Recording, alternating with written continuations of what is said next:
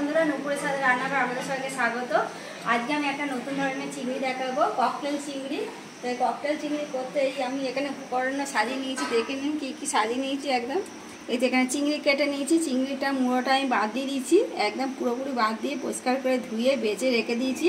আর লেজাটা বাদ দিন, এই যে লেজাটা এখন আছে, এই লেজাটা দিয়ে দেখতে ভালো লাগবে বলে লেজাটা কাটিনি। আর এখানে লাগবে আমার ধনে পাতা নিয়েছি, একটু রসুন নিয়েছি, পাকা আম নিয়েছি, লেবু নিয়েছি, আর এই ছোট ছোট করে কেটে নিয়েছি, এটা সাজানোর জন্য নিয়েছি এই আমটা কেটে।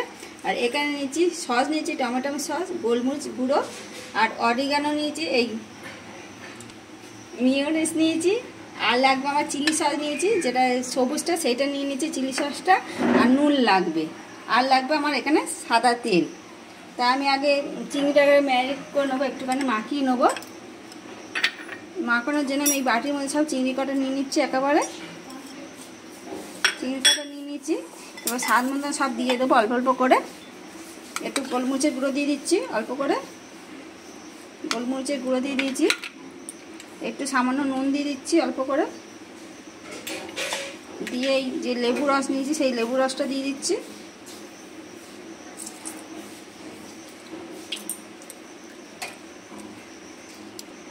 আর দিয়ে দিচ্ছি সামান্য একটু সাদা তেল অল্প করে, একদম 1 চামচের মতন দেবো সাদা তেলটা দিয়ে। এবার ভালো করে একটু হাতের সাহায্যে মাখিয়ে নেবো।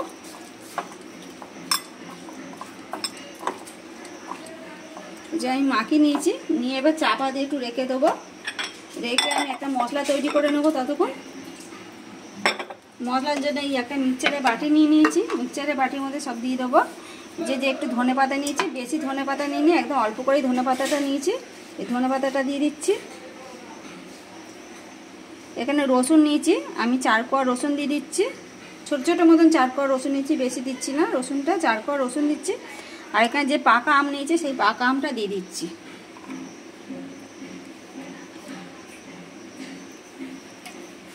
যে পাকা আমটা দিয়ে দিচ্ছি, এই দিয়ে একটা মশলা তৈরি করে নেবো। এতে জল দেবো না, এমনি মশলাটা তৈরি করে নেবো।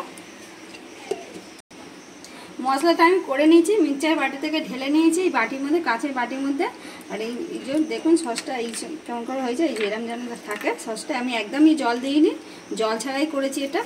আর ধনে পাতা থেকেও একটু জল বেরোয়, আর পাকা আমেও রস আছে, ওই জন্য জল দিতে লাগবে না, এমনি হয়ে যাবে এটা। আর এবার কটা জিনিস আমি মেশাবো এর মধ্যে। এবার মেশাচ্ছি মিউনিজ নিয়েছি, মিউনিজটা দিয়ে দিচ্ছি। এখানে আমি 2 চামচের মতন দেবো, 2 চামচের মতন দিয়েছি। আর এখানে যে টমেটো সসটা নিচ্ছি সেটাও দিয়ে দেবো এতে সবটা। আমি এখানে দুটো ছোট ছোট যে পাতা পাওয়া যায় 1 টাকা করে না 2 টাকা করে যে পাতাগুলো, আমি ওই পাতা দুটো নিয়ে নিয়েছি, এখানটা দিয়ে দিচ্ছি টমেটো সসটা। আর এখানে যে চিলি সসটা নিয়েছি সেটাও দিয়ে দিচ্ছি একেবারে, দিয়ে একটা সস তৈরি করে নেবো মিশিয়ে। ভালো করে মেশাতে হবে যেন দানা দানা না থাকে, মিউনিসটা ভালো করে মেশাতে হবে ওর সাথে। আমার এখানে সসটা রেডি করা হয়ে গেছে এখানটা। আর আমি এখানে একটা প্যান নিয়ে নিয়েছি, সিলভার একটা নিয়ে নিয়েছি, আপনারা ননস্টিকের মতো করতে পারে। আমার এটা গরম করতে বসিয়ে দিয়েছি, এটা গরম হয়ে গেছে। এবার সাদা তেল দিয়ে দেবো, সাদা তেলটা একদম অল্প করে দেবো, বেশি দেবো না, একদম অল্প তেলে রান্না। এগুলো হালকা খাবার, একদম সবারই পছন্দ হবে এই খাবার না। তো এই তেলে আমার হয়ে যাবে এতে। তেলটা আমার গরম হয়ে গেছে তেলটা ভালোভাবে। আর আমি যে এখানে চিংড়িটা মাখিয়ে রেখেছিলাম সেই চিংড়িগুলো আমি এতে দিয়ে দেবো, সবটাই দিয়ে দেবো চিংড়িটা।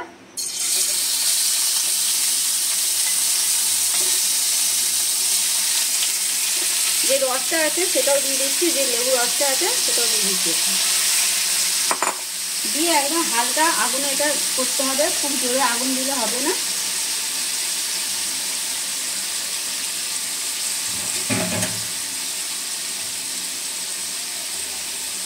এবার একটু নেড়ে দিচ্ছি। আর এটা খুব ভাজা হবে না, একদম হালকা আগুনে ভাজতে হবে। আমি একদম গ্যাস একদম আস্তে রেখেছি, খুব একটা জোরে দিইনি গ্যাসটা। এই যে একদম হালকা করে ভাজতে হবে, একটু যে কাঁচা গন্ধটা যেন চলে যায় চিংড়ি সেরকমভাবেই ভাজতে হবে। আমার চিংড়িটা ভাজা হয়ে গেছে, দেখতেই পাচ্ছেন তো আমি একদম হালকা ধরনের ভেজেছি। আর কালারটা দেখুন যেন এরমই থাকে কালারটা, তাহলে দেখতেও ভালো লাগবে আর খেতেও ভালো লাগবে। আমি গ্যাস নিভিয়ে দিয়েছি এখানটা। এবার এই বাটির মধ্যে আমি সবটা ঢেলে নেবো।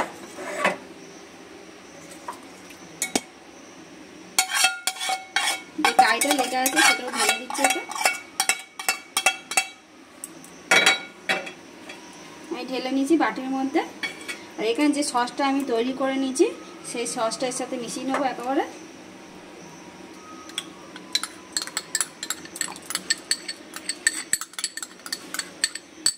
এই সসটা মিশিয়ে নিয়েছি, নিয়ে এবার হাতে চামচ দিয়ে একটুখানি মিশিয়ে আমি 5 মিনিটের মধ্যে চাপা দিয়ে রেখে দেবো। তারপরে একটু পরিবেশন এতে ঢালবো, যাতে ঢালবো সেটা দেখাচ্ছি পরে। আমি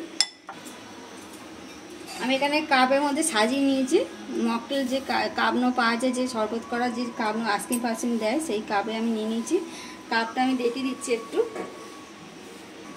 আমি একটা এরকম ধরনের কাপ নিয়ে নিয়েছি।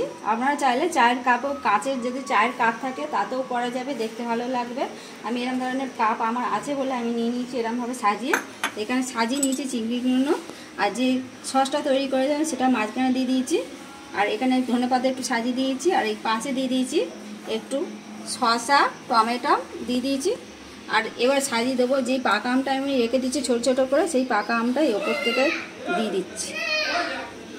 এই পাকা আমটা ভালোভাবে সাজিয়ে দিচ্ছি। এই পাকা আমটা একটা করে গালে পড়লে খেতে ভালো লাগবে। আর খুব মিষ্টি আম হলে হবে না, একটু টকসি মতন আম চাই, সেই আমটা দিয়ে করবেন, এটা খুবই ভালো লাগবে তাহলে খেতে। আমি একটু চাট মশলা নিয়েছি, এই যে চাট মশলা নিয়ে নিয়েছি। এখান দিয়ে টমেটো ধনেপাতা এই শসাটা কেটে নিয়েছি, তাতে একটুখানি করে দিয়ে দিচ্ছি, এটা খেতে ভালো লাগবে, ওই জন্য স্যালাডটা দিয়েছি। আমার ককটেল চিংড়িটা সাজানোটা আপনাদের কেমন লেগেছে অবশ্যই করে কমেন্ট করে জানাবেন। আর আমার এই রেসিপিটাও যদি আপনাদের ভালো লাগে কমেন্ট করে জানাবেন। আর এরকম রেসিপি পেতে গেলে আমার চ্যানেলটি সাবস্ক্রাইব করে পাশে একটা বেল আইকনটি প্রেস করে দেবেন। আর পরের ভিডিওতে দেখা হবে।